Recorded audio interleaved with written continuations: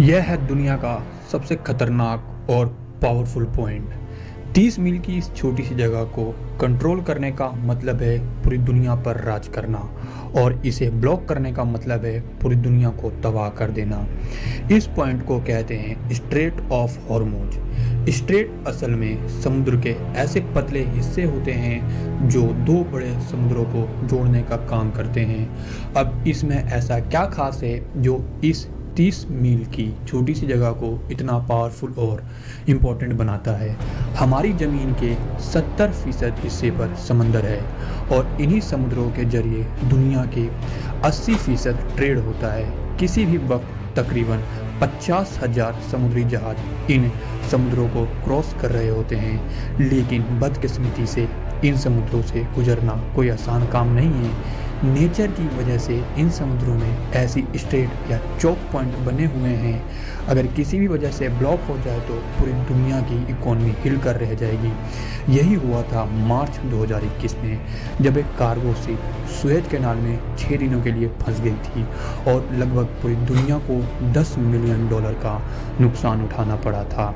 इसके अलावा भी दुनिया में बहुत से ऐसे चौक पॉइंट से हैं, जैसे कि पनामा कैनाल जो पैसिफिक और अटलांटिक ओशियन के बीच ट्रेड को कंट्रोल करती है, कैप ऑफ गुड होप जो पूरे अफ्रीका कॉन्टिनेंट की ट्रेड को कंट्रोल करता है, स्ट्रेट ऑफ जिब्राल्टर जो कि मेडिटेरियन और अटलांटिक सी के बीच ट्रेड को कंट्रोल करता है, डेनिस स्ट्रेट बाल्टिक और नॉर्थ सी के ट्रेड को कंट्रोल करता है, टर्किश स्ट्रेट ऑफ मेडिटेरियन और ब्लैक सी के भी ट्रेड को कंट्रोल करता है, और आखिर में स्ट्रेट ऑफ मलक्का जो पैसिफिक और इंडियन ओशियन की ट्रेड को कंट्रोल करता है। लेकिन इनमें से कोई भी पॉइंट इम्पॉर्टेंट और डेंजरस नहीं है जितना स्ट्रेट ऑफ हॉर्मुज है, और इसकी वजह से ये है कि पर्शियन गल्फ और गल्फ ऑफ ओमान को कंट्रोल करने का एकमात्र रास्ता है, और यहीं से सारे समुद्री जहाज निकल के पूरी दुनिया में अब पर्शियन गल्फ बहुत इंपॉर्टेंट जगह है, क्योंकि 8 देश अपनी कोस्ट लाइन इसके साथ शेयर करते हैं, जिसमें ईरान, इराक, कुवैत, सऊदी अरब, बहरीन, कतर, यूएई और ओमान शामिल हैं। इनमें से 4 मुल्कों के लिए बाकी दुनिया से कनेक्ट करने का एकमात्र रास्ता ही स्ट्रेट ऑफ हॉर्मुज है। अगर आप मिडल ईस्ट के बारे में थोड़ा बहुत भी जानते हो तो आपको पता होगा कि मिडल ईस्ट की पहचान उनका तेल है। यह तेल आज भी हमारी दुनिया का सबसे बड़ा एनर्जी सोर्स है।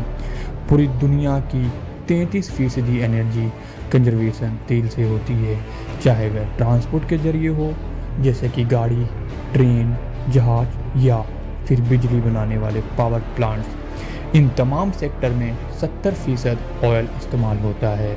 अब ऑयल का मसला यह है कि यह दुनिया में बहुत कम जगह पर पाया जाता है।